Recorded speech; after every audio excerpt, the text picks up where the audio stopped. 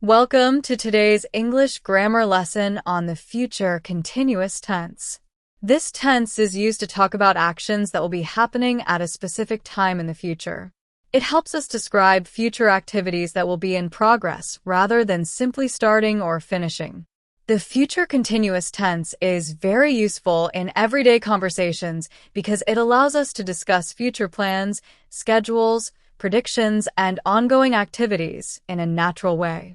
When you learn this tense, you will be able to explain what you, your friends, or other people will be doing at certain times in the future. Although the name may sound complicated, the structure is actually very simple. Subject plus will be plus verb, ing. In this lesson, you will learn when to use the future continuous tense, how to form positive, negative, and question sentences, and how to apply it confidently through practical examples that you can use in real-life situations. The future continuous tense is used to describe an action that will be happening at a specific time in the future. It helps us talk about activities that will be in progress at a certain moment or during a period of time in the future. This tense is very useful when discussing future plans, schedules, predictions, and ongoing actions that we expect to happen. By learning the future continuous tense, you can make your English sound more natural and precise when talking about future events. The structure of the future continuous tense is: subject plus will be plus verb, ing plus object.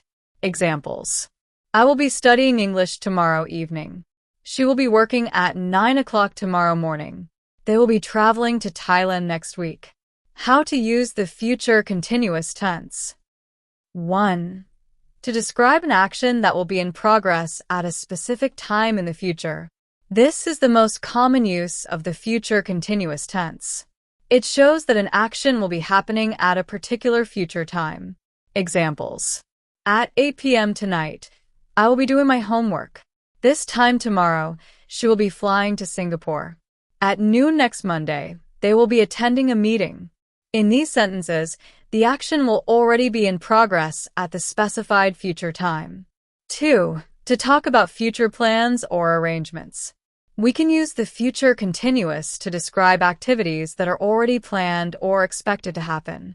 Examples: we will be visiting our grandparents this weekend. The students will be taking their final exam next month. He will be staying at a hotel during his business trip. This usage often sounds more polite and natural than simply using the future simple tense. 3. To predict what someone will be doing. The future continuous can be used to make logical predictions about what people will be doing in the future. Examples: don't call me at 10 p.m. because I will be sleeping. Sarah will be studying in the library after school. The children will be playing outside when we arrive. These predictions are based on what is normally expected to happen. 4. To ask polite questions about future plans. The future continuous is often used to ask about someone's plans in a polite and friendly way. Examples: will you be joining us for dinner tonight? Will she be attending the conference next week? Will they be staying here during the holidays? This form sounds less direct and more courteous. Positive sentences. Structure. Subject plus will be plus verb, ing. Examples: I will be reading a book tonight. She will be teaching English tomorrow morning. They will be watching a movie this evening. We will be traveling next month. He will be working late tonight.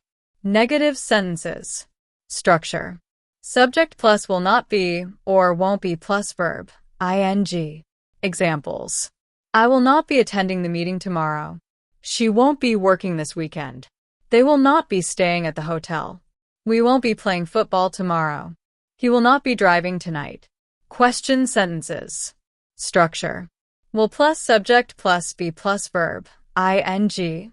Examples: will you be studying tonight? Will she be working tomorrow?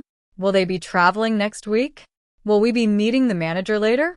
Will he be using the computer this afternoon? Common time expressions. The future continuous tense is often used with tomorrow, tomorrow morning, tomorrow evening, next week, next month, next year, at this time tomorrow, At 8 p.m. Later today. In the future. Examples. At this time tomorrow, I will be sitting on the beach. Next week, we will be learning a new topic. At 7 p.m. tonight, she will be cooking dinner. This time next year, they will be living in a new house. Comparison. Future simple versus future continuous. Future simple. Used for a future action or decision. I will study English tomorrow. She will travel to Japan next month. Future continuous. Used for an action that will be in progress at a future time. I will be studying English at 8 p.m. tomorrow. She will be traveling to Japan this time next month.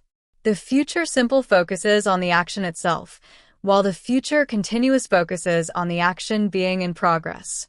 More real-life examples.